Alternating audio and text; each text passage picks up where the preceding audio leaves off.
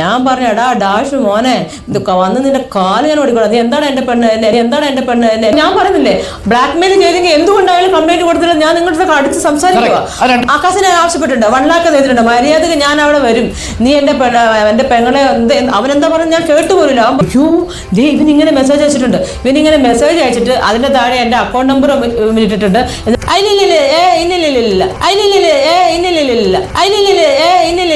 എന്റെ അത് അദ്ദേഹത്തിന് പിന്നീട് വേറെ രീതിയിലോ പ്രേമോ സ്നേഹമോ ഒരു മണ്ണാങ്കട്ടിയല്ല. ചുംബനത്തിന്റെ ഇമോജി അയച്ചിട്ടുണ്ട്, ഹാർട്ടിന്റെ ഒരു ഇമോജി അയച്ചിട്ടുണ്ട്. കാരണം ഇത് പൊതുസമൂഹം അറിയാം. അപ്പൊ അതിനർത്ഥം എന്താ?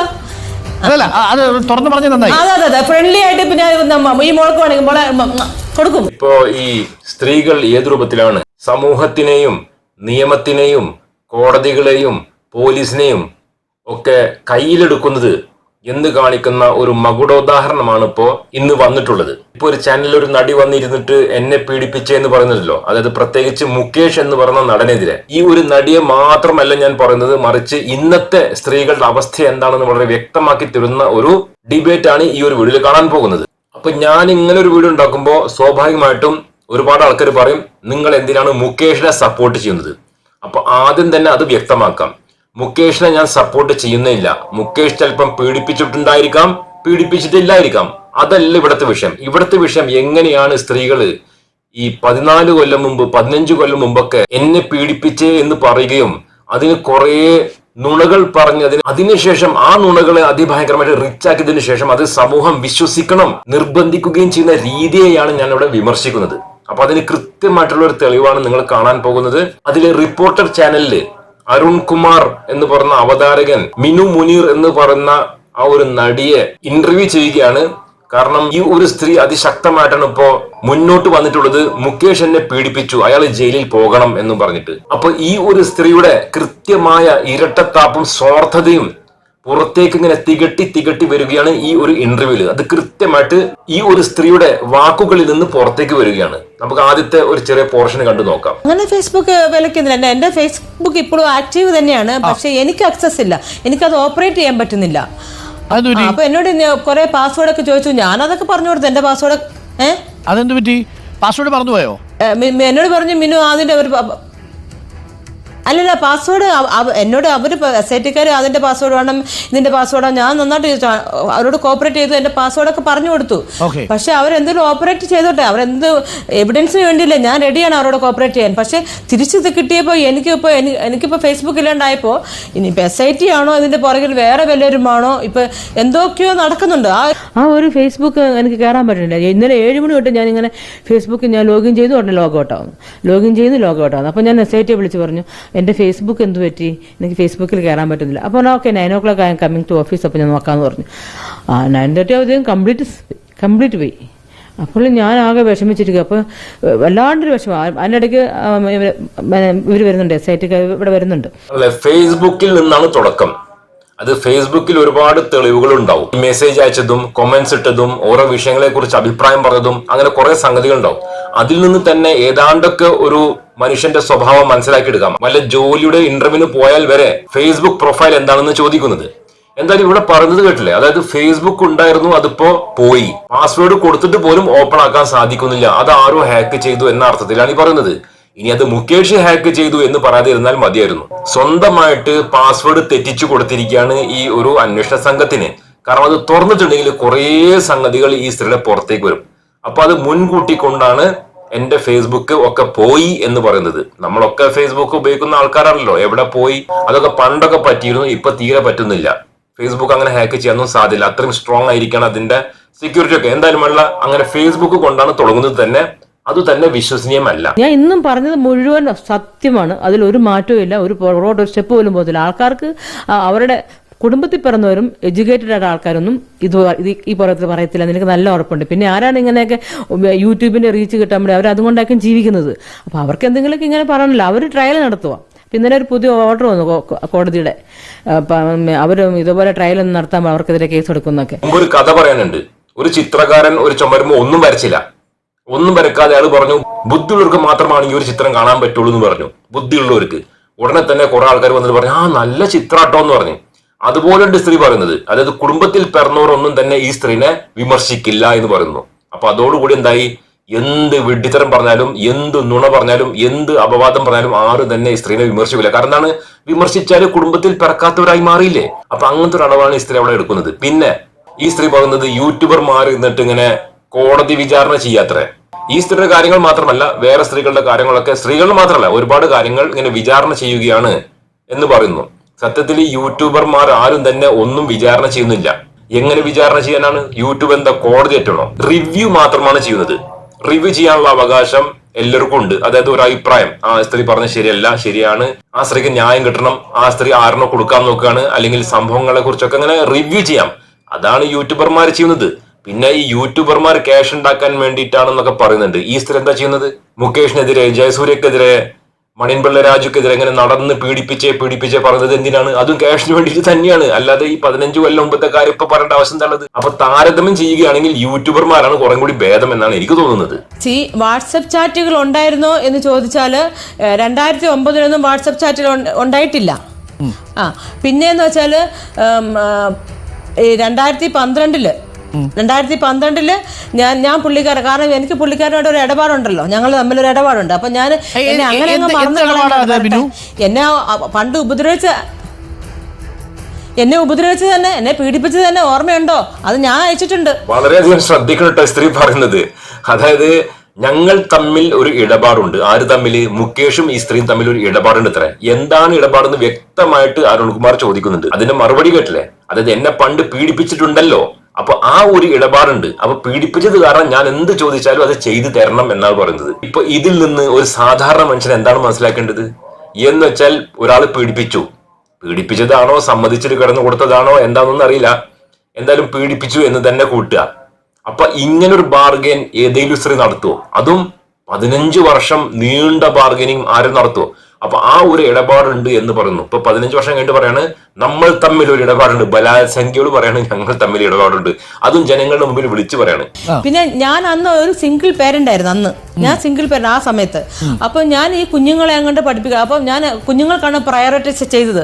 അപ്പൊ ഞാൻ കുഞ്ഞുങ്ങളുടെ എഡ്യൂക്കേഷന്റെ കാര്യം നോക്കണോ, അത് ഇവർക്കെതിരെ കേസുമായിട്ട് പോകണോ? അപ്പൊ കേസുമായിട്ട് പോയി അന്നൊക്കെ ഭയങ്കര ഇൻഫ്ലുവൻസ് ആണ്, ഞാൻ അതിന് പോയില്ല. പിന്നെ എന്തുകൊണ്ടാണ് അന്ന് കേസ് കൊടുക്കാതിരുന്നത് 15 വർഷം മുമ്പ് എന്ന് ചോദിക്കുമ്പോൾ അതിന്റെ മറുപടി പിന്നെയും കുറെ മനസ്സിലാക്കാൻ സാധിക്കും. അതായത് അന്ന് സിംഗിൾ പാരന്റ് ആയിരുന്നു എന്ന് വെച്ചാൽ ഭർത്താവില്ല, കുട്ടികൾ മാത്രമുള്ളൂ. അപ്പൊ കുട്ടികളെ വളർത്തണമല്ലോ. ആ സമയത്ത് പോയിട്ട് കേസ് കൊടുത്തിട്ടുണ്ടെങ്കിൽ പിന്നെ ഈ കോടതിയിലെ പിന്നാലെ നടക്കാൻ കുറെ ബുദ്ധിമുട്ടാണ്. അപ്പൊ അതുകൊണ്ട് തന്നെ ഈ കുട്ടികളൊക്കെ വളർന്നു വലുതായതിന്റെ ശേഷം, സ്വസ്ഥമായതിന്റെ ശേഷം, വേറെ വിവാഹം കഴിച്ചതിന്റെ ശേഷം നല്ല സ്വസ്ഥമായി കഴിഞ്ഞാൽ പിന്നെ പോയിട്ട് കേസ് കൊടുക്കാം എന്ന് വിചാരിച്ചത് കൊണ്ടാണ് ഇപ്പൊ കേസ് കൊടുക്കുന്നത് എന്ന് പറയുന്നു. സിംഗിൾ പേരന്റ് ആകുമ്പോൾ തീർച്ചയായിട്ടും നമുക്ക് ബുദ്ധിമുട്ട് വരും, സാമ്പത്തിക ബുദ്ധിമുട്ട് വന്നു.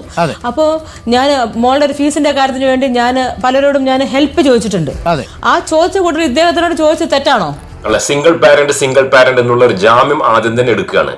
സിംഗിൾ പാരന്റ് ഇപ്പൊ സ്ത്രീ മാത്രമല്ല, ലോകത്ത് ഒരുപാട് സ്ത്രീകൾ സിംഗിൾ പാരന്റ് ഉണ്ട്. ഇന്നിപ്പോ ഈ പുരോഗതിയുടെ കാലഘട്ടത്തില് നിങ്ങൾക്ക് എവിടെ പോയി നോക്കിയാലും സിംഗിൾ പാരന്റിനെ കാണാം. അതായത് സ്ത്രീ പ്രസവിക്കുന്നു, സ്ത്രീ തന്നെ കുട്ടികൾ വളർത്തുന്നു.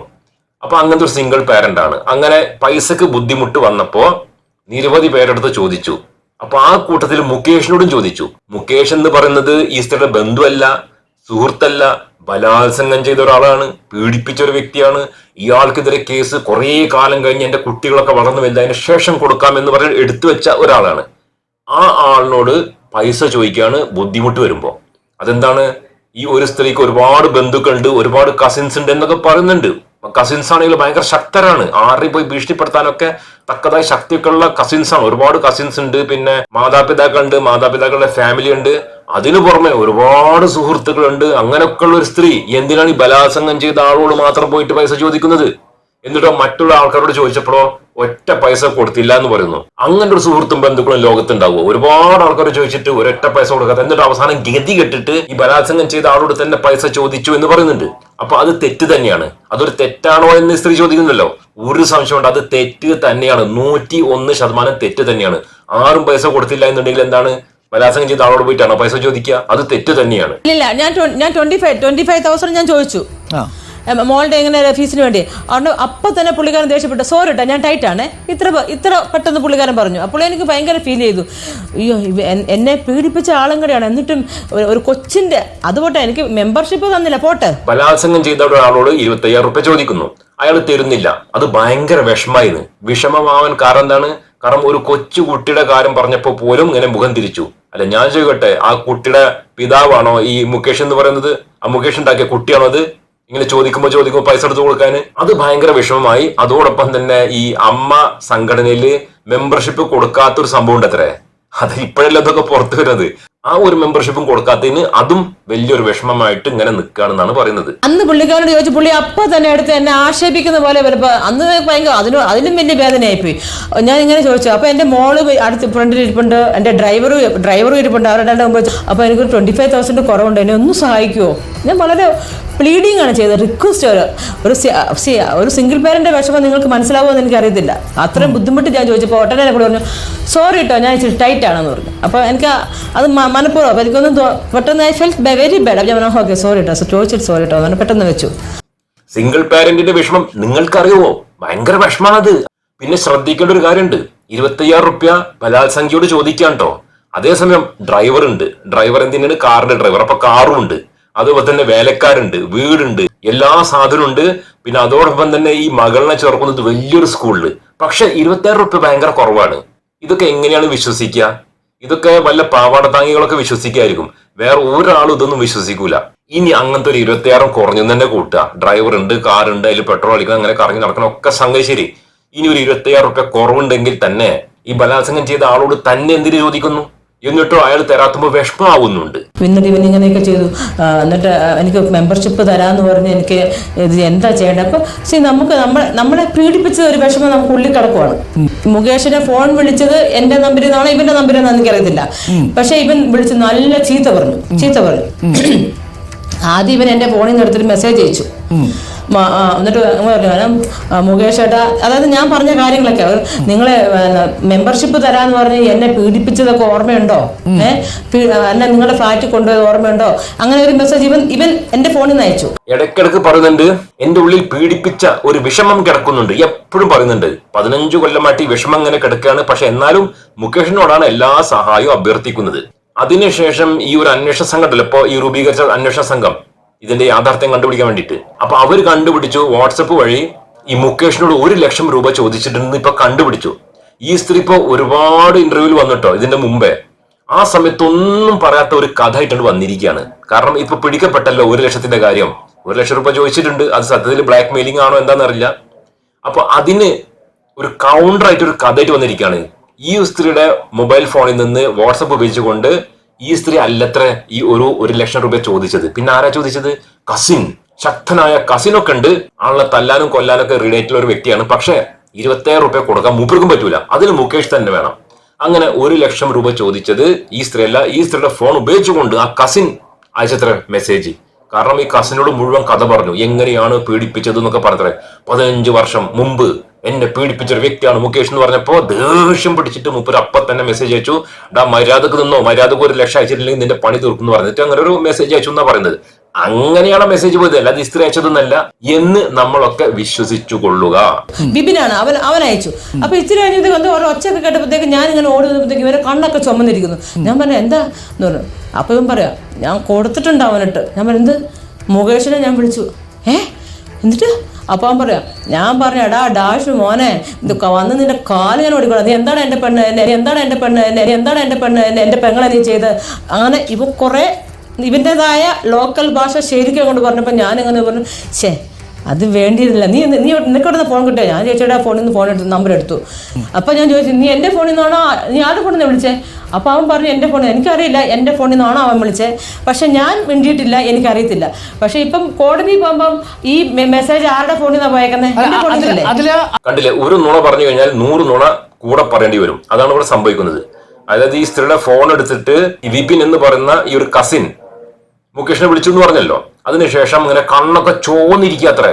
ഈ സ്ത്രീ ഇങ്ങനെ വന്നപ്പോ, അതായത് അടുക്കളയിൽ നിന്ന് ഇങ്ങോട്ട് വന്നപ്പോ കണ്ണൊക്കെ ചോന്നിരിക്കാത്രേ ഈ മുകേഷിനായിട്ട് സംസാരിച്ചിട്ട്. ഭയങ്കര സാധനം തന്നെയാണ്. എന്നിട്ട് അതിന്റെ ഇടയിൽ ഞാൻ 3 തവണ നിങ്ങൾക്ക് ഒരു സംഗതി കേൾപ്പിച്ചു തന്നു. എന്താ മനസ്സിലായോ?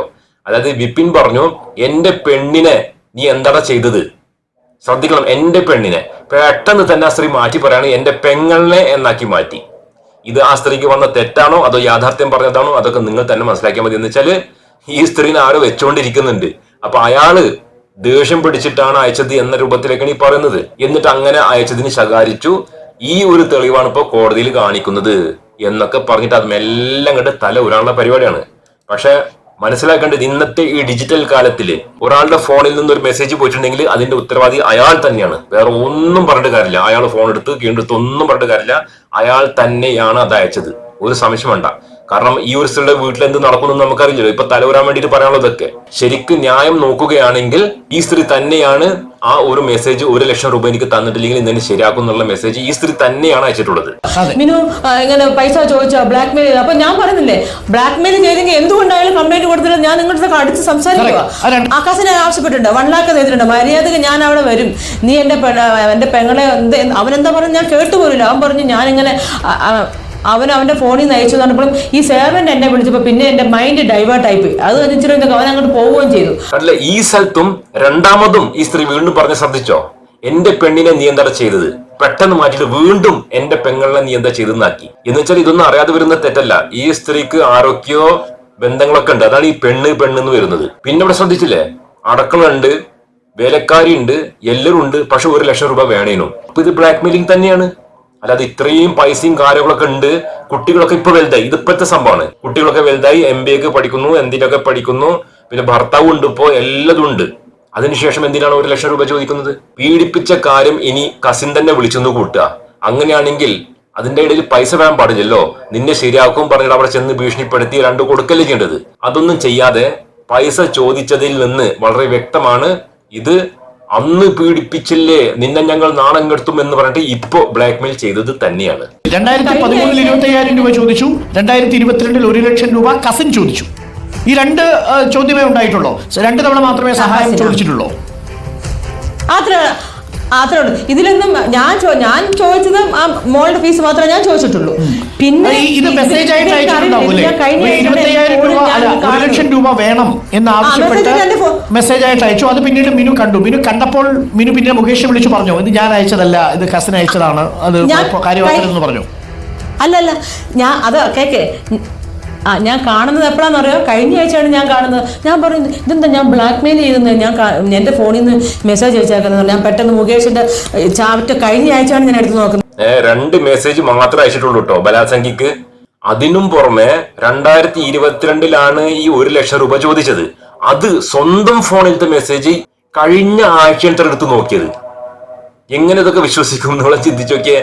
സ്വന്തം ഫോണിൽ എന്ത് മെസ്സേജ് ഉണ്ട് എന്നുള്ളത് ഒരാഴ്ച മുമ്പ് എടുത്ത് നോക്കിയപ്പോഴാണ് ഇതൊക്കെ കാണുന്നത്. അപ്പോഴാണ് അത്ഭുതപ്പെടുന്നത് എന്നൊക്കെ പറയുന്നുണ്ട്. ഇതൊക്കെ ലോകത്തെ ഏതെങ്കിലും കോടതി വിശ്വസിക്കുമെന്ന് എനിക്ക് തോന്നുന്നില്ല. ഇനി വല്ല പാവാടത്താങ്ങി ജഡ്ജിമാരൊക്കെ ആണെങ്കിൽ വിശ്വസിക്കാനും സാധ്യത ഉണ്ട്. പിന്നെ അത് മാത്രമല്ല, ഈ സ്ത്രീയുടെ ബോഡി ലാംഗ്വേജ് നിങ്ങൾ കണ്ടോ?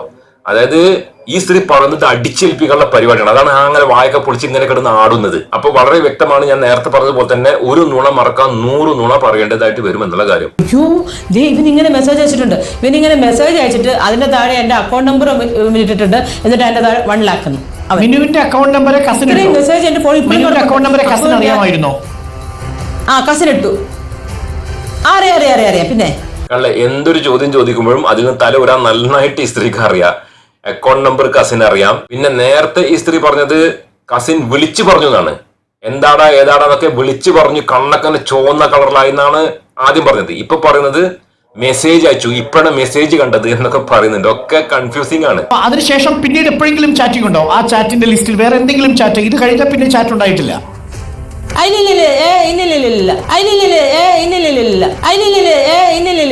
ഇത് അവസാനത്തെ ചാറ്റാണ്.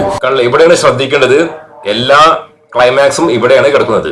അങ്ങനെ ഈ 2 ചാറ്റ് അല്ലാതെ വേറെ വല്ല ചാറ്റ് ഉണ്ടോ എന്ന് ചോദിക്കുമ്പോ ഇല്ല പറഞ്ഞിങ്ങനെ ചീറുന്നുണ്ട്. ഒരിക്കലും ഇല്ല. അതെങ്ങനെ ഞാനൊരു കാര്യം പറയാം. ബ്ലാക്ക് മെയിൽ ആണെങ്കിൽ ഞാൻ എന്ന് പീഡിപ്പിക്കപ്പെട്ടോ അതിന്റെ പിറ്റേ ദിവസം തന്നെ എനിക്ക് കസിൻസ് ഉണ്ട്. ഞാൻ വിചാരിച്ചാലൊക്കെ ആൾക്കാർക്ക് വരും. അവരെ കൊണ്ട് എനിക്ക് എന്താ പുള്ളിക്കാരനെ ബ്ലാക്ക് മെയിൽ ചെയ്തുകൂടെ? അത് ചെയ്തിട്ടില്ല. എനിക്ക് എപ്പോഴും മെമ്പർഷിപ്പ് വേണമെന്ന് എനിക്ക് പുള്ളിക്കാരൻ പറഞ്ഞ് എന്തെങ്കിലും എനിക്ക് തരുമായിരിക്കാം എന്ന് എനിക്ക് ഉണ്ടായിരുന്നു. അപ്പൊ അതുകൊണ്ട് ഇപ്പൊ ഏതോ ഒരു ന്യൂ ഇയറിന് ഞാൻ അയച്ചു എന്ന് പറഞ്ഞില്ല, ഒരു പക്ഷെ ഞാൻ സെൻഡ് ചെയ്തിരിക്കാം. കാരണം എനിക്ക് ഇയാളെ I want to remind him. എന്റെ മറക്കരുത്. നേരത്തെ പറഞ്ഞു ഈ 2 മെസ്സേജ് അല്ലാതെ ഞാൻ ഒന്നും അയച്ചിട്ടില്ല. ഇപ്പൊ പറഞ്ഞത് ന്യൂ ഇയറിൽ ഒരു വിഷ് അയച്ചിട്ടുണ്ട്. ആ വിഷ് അയക്കാൻ കാരണം എന്താണ്? അത് റിമൈൻഡ് ചെയ്തത്, അത്ര ഓർമ്മപ്പെടുത്തിയതാണ്. എന്ത് ഓർമ്മപ്പെടുത്തി?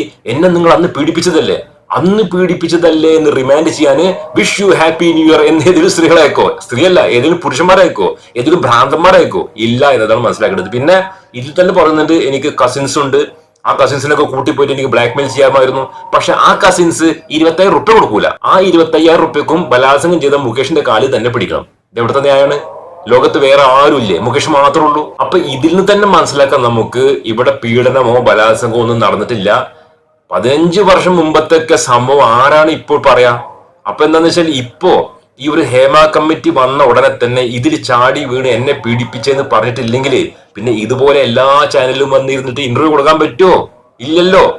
ഇതേ സ്ത്രീയാണ് എന്റെ മുഖം ബ്ലർ ചെയ്യരുത് പറഞ്ഞിട്ട് തല്ലൂടിയതും. അപ്പൊ തന്നെ കാര്യങ്ങൾ വ്യക്തമാണ്. ഇത് ജസ്റ്റ് ഈ ചാനലുകളിൽ പ്രധാനപ്പെട്ട ചാനലിൽ ഇങ്ങനെ ഇന്റർവ്യൂ കൊടുക്കുമ്പോൾ അന്നത്തെ അന്തിച്ചർച്ചയുടെ ഒരു ഭാഗമാവുക എന്ന് പറഞ്ഞാൽ ഭയങ്കര സംഗതിയാണല്ലോ. കുട്ടികളുടെ മുമ്പിലും നാട്ടുകാരുടെ മുമ്പിലും സുഹൃത്തുക്കളുടെ മുമ്പിലൊക്കെ വലിയ ആളാവാലോ. കണ്ണിലെ എന്റെ അന്തിച്ചർച്ച നടക്കുന്നു, എല്ലാവരും എന്നെ ശ്രദ്ധിക്കുന്നു, എല്ലാ അന്വേഷണം എന്നിൽ കൂടെ പോകുന്നു എന്നൊക്കെ പറഞ്ഞിട്ട് വലിയ ഒന്ന് തല ഉയർത്തൊക്കെ നടക്കാലോ സമൂഹത്തില്. ആ പരിപാടിയാണ് ചെയ്തുകൊണ്ടിരിക്കുന്നത്. നമ്മള് എന്തൊക്കെയാണ് നമ്മൾ പീഡിപ്പിക്കപ്പെട്ടു. ഇനി നമ്മൾ അവരുടെ അടുത്തൊക്കെ നമ്മൾ ഈ ഒരു നയപരമായിട്ട് നിന്നാലോ നാളെ ഇദ്ദേഹം വിചാരിച്ച നമുക്ക് ഫിലിം വരെ കിട്ടും വേണമെങ്കിൽ. ഇപ്പൊ ഒരു MLA സ്ഥാനത്തിരിക്കുകയല്ലേ, അപ്പോൾ എൻ്റെ എന്തെങ്കിലും ഒരു ജോലിക്കാരൻ എന്തെങ്കിലും പുള്ളിക്കാരൻ ഇങ്ങനെ ഞാൻ ആ ഫ്രണ്ട്ഷിപ്പ് മെയിൻറ്റെയിൻ ചെയ്തു. അത് നിങ്ങൾ മനസ്സിലാക്കണം. അത് അദ്ദേഹത്തിന് പിന്നീട് വേറെ രീതിയിലോ പ്രേമോ സ്നേഹമോ ഒരു മണ്ണാങ്കട്ടിയല്ല. ഇതൊരു നയപരമായിട്ട് ഇടപെടലായിട്ട് നിങ്ങൾ അത് കണക്കാക്കണം. കണ്ടില്ലേ? ഇതിനെ കുറിച്ച് നിങ്ങൾക്ക് എന്താ അഭിപ്രായം? ആ സ്ത്രീയുടെ ബോഡി ലാംഗ്വേജ് കണ്ടില്ലേ? പിന്നെ പറയുന്നത് സിനിമയിൽ എങ്ങാനും ചാൻസ് കിട്ടിയെങ്കിലോ, MLA ഒക്കെ അല്ലേ, എന്താ MLA ആണോ സിനിമയിൽ ചാൻസ് കൊടുക്കുന്ന ആൾക്കാർ? പിന്നെ പറയുന്നത് ഈ wish you happy new year അയച്ചത് കൊണ്ട് നിങ്ങളത് സ്നേഹമോ പ്രണയമോ ആണെന്നൊന്നും ധരിക്കണ്ടെന്ന് പറയുന്നുണ്ട്. ആരാണ് ധരിച്ചത്? ഈ ബലാത്സംഗിക്ക് എന്തുകൊണ്ട് അയച്ചു എന്നതാണ് ചോദ്യം. ബലാത്സംഗിക്ക് ആരും അയക്കൂലല്ലോ. ഇത്ര വലിയ പീഡനം നടത്തി ഹൃദയത്തിനുള്ളിൽ പീഡിപ്പിച്ചെന്നുള്ള ആ ഒരു ബോധമുണ്ട്, ആകെ പീഡിപ്പിക്കപ്പെട്ടു എന്നൊക്കെ 24 മണിക്കൂറും പറഞ്ഞൊരു സ്ത്രീ എന്തിനാണ് ഹാപ്പി ന്യൂ ഇയർ അയക്കുന്നത്? എന്ത് ഹാപ്പിയാണുള്ളത്? ഇവളെ പീഡിപ്പിച്ചിട്ട് ഇവളുടെ ജീവിതം മുഴുവൻ ശിഥിലമാക്കിയ ഒരു വ്യക്തിയല്ലേ, ഒരു ക്രൂരനല്ലേ? അപ്പൊ അതൊക്കെ ചോദിക്കുമ്പോൾ മറുപടി ഇല്ല. പിന്നെ കിടന്നിങ്ങനെ ആടി കളിക്കാണ് ബോഡി ലാംഗ്വേജ് ഒക്കെ കാണിച്ചിട്ട്. ഇന്റിമേറ്റ് അയക്കാൻ മാത്രം അങ്ങനെ ഒരു അദ്ദേഹത്തോട് എനിക്ക് ഒന്നുമുണ്ട്, അത് കാണിക്കട്ടെ. ഇന്റിമേറ്റ് ആയിട്ടൊന്നും ഞാൻ പുള്ളിക്കാരനോട് ഞാൻ അങ്ങനെ ഒന്നും അയച്ചിട്ടില്ല. പിന്നെ ഞാൻ വേറെ എന്തോ ഒരു മെസ്സേജ് ആദ്യകാലത്തെങ്ങാണ്ട് അയച്ചായിരുന്നു.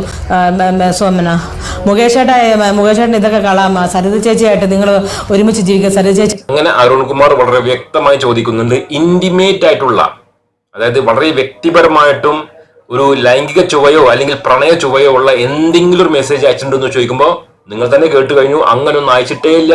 ആദ്യകാലത്തിൽ സരിതയെ കുറിച്ച് ചോദിക്കാൻ, അതായത് മുകേഷിന്റെ ഭാര്യയെ കുറിച്ച് ചോദിക്കാൻ വേണ്ടി മാത്രം ഒരു ഇമെയിൽ അയച്ചിട്ടുണ്ട് എന്നാണ് പറയുന്നത്. ഇനി അടുത്ത വീഡിയോ ക്ലിപ്പ് കണ്ടാൽ നിങ്ങൾക്ക് തന്നെ എല്ലാ കാര്യവും മനസ്സിലാവും.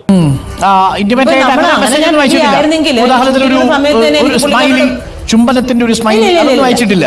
ഓക്കെ, ഇവിടെ അരുൺകുമാർ കൃത്യമായി ചോദിക്കുന്നുണ്ട്, നിങ്ങൾ ചുംബനത്തിന്റെ ഒരു സ്മൈലി, സത്യത്തിൽ സ്മൈലി അല്ല, സ്മൈലി എന്ന് പറഞ്ഞു കഴിഞ്ഞാൽ ഇതാണ് സ്മൈലി, മറ്റേ ഇമോജിയാണ്. അതായത് ഇമോഷൻസ് കാണിക്കാനുള്ള, ഇമോഷൻസ് ജനറേറ്റ് ചെയ്യാനുള്ള ഒരു അവതാറിന്റെ പേരാണ് ഇമോജി എന്ന് പറയുന്നത്. അപ്പൊ ഇമോജി അയച്ചിട്ടുണ്ടോ എന്നാണ് ഉദ്ദേശിക്കുന്നത്. അപ്പൊ ഇല്ല എന്ന് പറയുന്നത് സ്മൈലി ഒക്കെ അയച്ചിട്ടുണ്ടായിരിക്കും. ഞാനൊരു കാര്യം പറയട്ടെ, നമുക്ക് ഇപ്പൊ ഞാൻ ഇങ്ങനെ ഓൾറെഡി ഇതായിട്ടുണ്ട്. എനിക്ക് ഇനി ഫിലിമിലോട്ട് എനിക്ക് ഇനി വരേണ്ടതാണ്. എനിക്ക് മെമ്പർഷിപ്പ് വേണം. എന്നെ പണ്ട് നിങ്ങൾ പ്രോമിസ് ചെയ്ത് പീഡിപ്പിച്ച ഒരാളാണ്, എന്നെ പ്രലോഭിച്ച് വീട്ടിൽ നിന്ന് ഇറക്കിക്കൊണ്ട് പോയതാണ്. ഇതൊന്നും മറക്കരുത്. എന്നെ ഇങ്ങനെ അതെന്റെ മനസ്സിലുണ്ടായിരുന്നു. ഇമോജിയുടെ കാര്യം ചോദിച്ചപ്പോൾ വട്ടം കറക്കി വേറെ എവിടോ എത്തിച്ചു. പക്ഷെ എന്നാൽ പോലും ഇതിൽ നിന്ന് മനസ്സിലാവുന്നത് എന്താണ്? അതായത് സിനിമയിൽ ചാൻസ് തരാം എന്ന് പറഞ്ഞ് പ്രലോഭിപ്പിച്ചിട്ടാണ് വീട്ടിൽ കൊണ്ടുപോയിട്ട് എന്തോ പീഡിപ്പിച്ചു എന്ന് പറയുന്നത്. അന്ന് 15 വർഷം മുമ്പത്തെ ആ ഒരു ഡീല്, അതാണ് ഈ ഒരു കമ്മിറ്റ്മെന്റും ഇടപാടൊക്കെ. ഇടപാട് എന്ന് പറയുന്നുണ്ടല്ലോ, ആ ഒരു ഇടപാട് ഇപ്പൊ പൂർത്തിയാക്കണം. എനിക്ക് നല്ലൊരു സിനിമയിൽ നല്ലൊരു ചാൻസ് തരണം. അതെന്തുകൊണ്ട് തരുന്നില്ല എന്നുള്ള ഒരു വിഷമം അല്ലെങ്കിൽ ആ ഒരു വാശി ഇപ്പോഴും ഉണ്ട് എന്ന് പറയുന്നു. ആ സമയത്ത് അതിന്റെ ഇടയിൽ അരുൺകുമാർ പറയുന്നുണ്ട് കറക്റ്റ് എന്ന് പറയുന്നുണ്ട്. കാരണം സംഗതികൾ ക്ലിയർ ആണ്. അതായത് അന്ന് ഒരു പ്രോമിസ് ഉണ്ടല്ലോ, സിനിമയിൽ ചാൻസ് തരാം. ആ 15 വർഷം കഴിഞ്ഞിട്ട് ആ ഒരു പ്രോമിസ് ഫുൾഫിൽ ചെയ്തിട്ടില്ല. അപ്പൊ അത് ഇപ്പൊ ഫുൾഫിൽ ചെയ്യാത്തത് കൊണ്ട് ഞാൻ പീഡന കേസ് കൊടുക്കുന്നു. അല്ലാതെ ഈ സ്ത്രീ പറയുന്നത് പോലത്തെ ഒരു പീഡനവും അവിടെ നടന്നിട്ടില്ല എന്ന് വളരെ വ്യക്തമാണ്. ഈ 25,000 രൂപ കൊടുക്കാത്തതിനും 1 ലക്ഷം രൂപ കൊടുക്കാത്തതിനും മെമ്പർഷിപ്പ് കൊടുക്കാത്തതിനും സിനിമയിൽ ചാൻസ് കൊടുക്കാത്തതിനും ഒക്കെ കൂടിയുള്ള പ്രതികാരമാണ്. നിന്നെ ഞാൻ നാറ്റിക്കോളാ. അതാണ് ഇപ്പൊ നടക്കുന്നത്. അപ്പോഴൊക്കെ ഞാൻ ഇടയ്ക്ക് സ്മൈലി അയച്ചെങ്കിൽ അത് ജസ്റ്റ് റിമൈൻഡ് ചെയ്യും. അതാണ് മറക്കരുത്. ഒരു സ്മൈലിയും ഒരു സ്മൈലി ഹാർട്ടിന്റെ സ്മൈലിയുമായിരുന്നു. സ്മൈലി അയച്ചത് എന്തിനാണ്? റിമൈൻഡ് ഹിം, ഓർമ്മപ്പെടുത്താൻ. എന്ത് ഓർമ്മപ്പെടുത്താൻ? പീഡിപ്പിച്ചത് ഓർമ്മപ്പെടുത്താനോ? അതിനുശേഷമാണ് അരുൺകുമാർ വജ്രായുധം പ്രയോഗിക്കുന്നത്. അതായത് ഈ ഇമോജി, ചുംബനത്തിന്റെ ഇമോജി അയച്ചിട്ടുണ്ട്, ഹാർട്ടിന്റെ ഒരു ഇമോജി അയച്ചിട്ടുണ്ട്. എന്താണ് ഈ ഹാർട്ട്? ഹാർട്ട് എന്ന് പറഞ്ഞാല് ഇന്നത്തെ ഈ ഡിജിറ്റൽ ലോകത്തില് കൃത്യമായിട്ടുള്ള അർത്ഥം നമ്മൾ ആ കർസറ ഹാർട്ടിന്റെ മേലെ വെക്കുമല്ലോ, അപ്പൊ തന്നെ എഴുതി കാണിക്കും.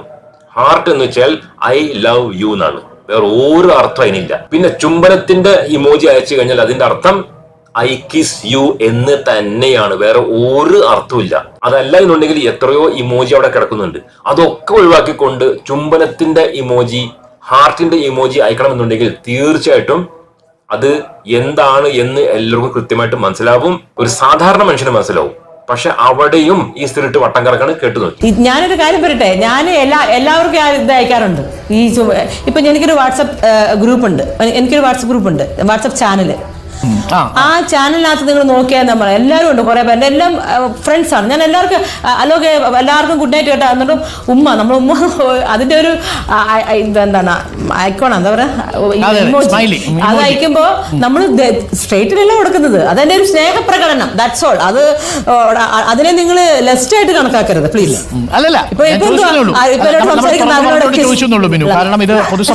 ഞാൻ പറയാം. അപ്പൊ അതിനർത്ഥം എന്താ?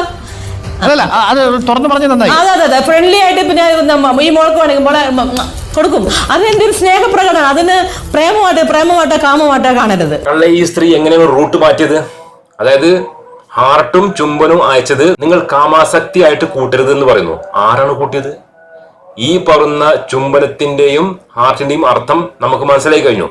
പിന്നെ പറയുന്നത് ഞാൻ ചുംബനവും ഹാർട്ടൊക്കെ എല്ലാവർക്കും അയക്കാറുണ്ട്, മോൾക്ക് അയക്കാറുണ്ട് എന്നൊക്കെ പറയുന്നു. മോൾക്ക് അയക്കുന്നത് പോലെയോ സുഹൃത്തുക്കൾക്ക് അയക്കുന്നത് പോലെയാണോ ബലാത്സംഗിക്ക് അയക്കുന്നത്? എന്നിട്ട് അവിടെ ന്യായീകരിക്കാൻ ഒന്നും കിട്ടാത്തപ്പോ ഭയങ്കര കിടന്ന് ഇങ്ങനെ ഇളകി ഇങ്ങനെ കളിക്കുന്നുണ്ട്. ജനങ്ങൾ മുഴുവൻ പൊട്ടന്മാരാണോ?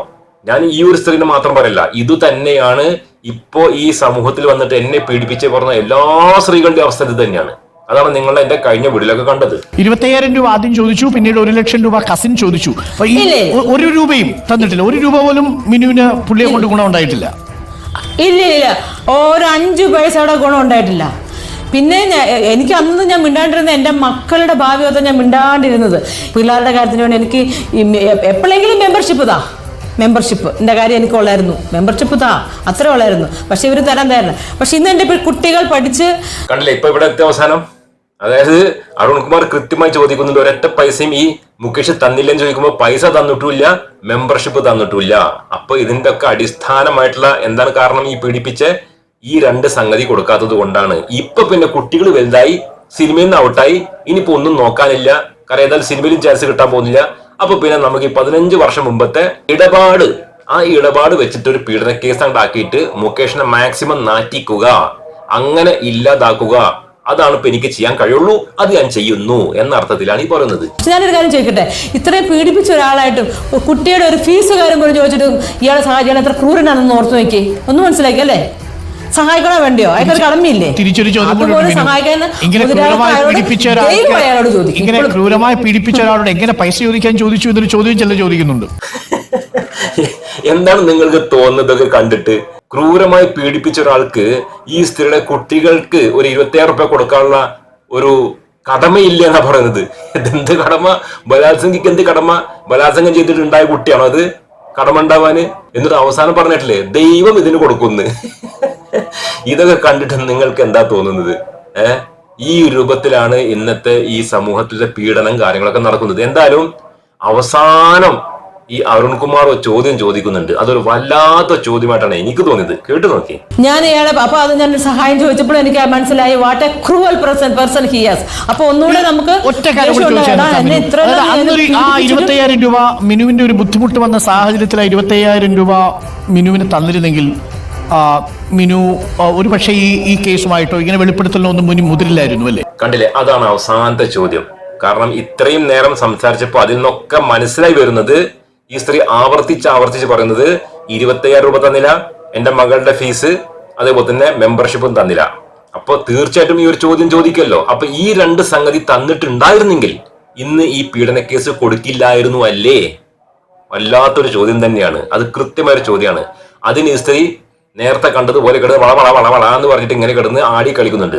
കാരണം എന്താണ്? അതാണ് സത്യം. അല്ല എന്നുണ്ടെങ്കിൽ ഈ ഭൂമിയിൽ എത്ര ആൾക്കാരുണ്ട്, എത്ര മനുഷ്യന്മാരുണ്ട്, കേരളത്തിൽ എത്ര മനുഷ്യന്മാരുണ്ട്? അവരിനൊക്കെ വിട്ടിട്ട് മുകേഷിനോട് തന്നെ പോയിട്ട് സിനിമയില് ചാൻസ്, അമ്മയില് മെമ്പർഷിപ്പ്, 25,000 രൂപ മകളുടെ ഫീസ്, 1,00,000 രൂപ കസിന് കൊടുക്കാൻ, ഇതൊക്കെ ചോദിക്കേണ്ട വല്ല ആവശ്യമുണ്ടോ? എന്നിട്ടോ ഇടയ്ക്കിടയ്ക്ക് ഹാർട്ടും ചുംബനവും ഇങ്ങനെ അയച്ചുകൊണ്ടേ ഇരിക്കുകയാണ്, ന്യൂ ഇയർ വിഷ് അയച്ചുകൊണ്ടിരിക്കുകയാണ്. പക്ഷെ ഇപ്പോ ഇസ്രയേലിലെ പറച്ചിൽ കൊട്ടാ തോന്നും എന്താ മുകേഷ് ഇങ്ങനെ നടന്നിങ്ങനെ ബലാത്സംഗം ചെയ്ത് ആ സ്ത്രീ ഇല്ലാതായെന്ന് തോന്നിപ്പോവും. അപ്പൊ അതുകൊണ്ട് തന്നെ ഈ ഒരു ചെറിയ ഡിബേറ്റ് കണ്ടപ്പോ നിങ്ങൾക്ക് എന്ത് തോന്നി? പക്ഷെ മനസ്സിലാക്കേണ്ടത് ഇങ്ങനൊരു പീഡനം നടന്നിട്ടില്ല. ഇവർ സമ്മതിച്ചുകൊണ്ട്, അതൊരു ഡീലിന്റെ ഭാഗമായിട്ട്, ഇടപാടിന്റെ ഭാഗമായിട്ട് നീ എനിക്ക് കിടന്നു തന്നാൽ നിനക്ക് സിനിമയിൽ ചാൻസ് തരാം എന്ന് പറഞ്ഞിട്ടാണ് ഈ ഒരു മുകേഷ് ഇത് ചെയ്തത്.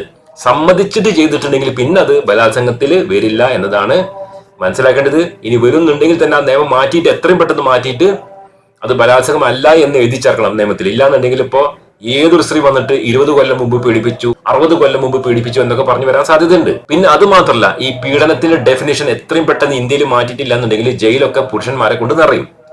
പീഡനം എന്ന് പറഞ്ഞു കഴിഞ്ഞാൽ വസ്ത്രങ്ങൾ കീറിപ്പറിച്ച് ആ സ്ത്രീ എതിർത്ത് ഇറങ്ങി ഓടി, അലറി വിളിച്ച്, സുഹൃത്തുക്കളോട് അപ്പം തന്നെ പറഞ്ഞ്, ബന്ധുക്കളോട് പറഞ്ഞ് പോലീസ് സ്റ്റേഷനിലേക്ക് ഓടി, ഇങ്ങനെയൊക്കെ ചെയ്താൽ മാത്രമാണ് ബലാത്സംഗമായി കൂട്ടുകയുള്ളൂ എന്ന് കോടതി ഒരു തീരുമാനത്തിൽ എത്തണം. അല്ലാതെ പീഡനം കഴിഞ്ഞ് വസ്ത്രം കീറിയിട്ടില്ല, ഹോട്ടലിലേക്ക് കൂടെ പോയി, അങ്ങോട്ട് കൂടെ പോയി, വീട്ടിലേക്ക് കൂടെ പോയി, എന്നിട്ടൊക്കെ കഴിഞ്ഞതിന് ശേഷം 1 വർഷം, 10 വർഷം, 15 വർഷം കഴിഞ്ഞിട്ട് എന്നെ പീഡിപ്പിച്ച പറഞ്ഞാല് അതൊക്കെ ചവിറ്റുകൊട്ടയിൽ കയറേണ്ട കാലഘട്ടം കഴിഞ്ഞു എന്നത് കൂടി ഈ ഒരു വീഡിയോയിൽ ഞാൻ പറയാൻ ആഗ്രഹിക്കുകയാണ്. അപ്പോൾ ഇത്ര മാത്രം പറഞ്ഞുകൊണ്ട് അവസാനിപ്പിക്കുകയാണ്. അടുത്ത വീഡിയോയിൽ കാണാം.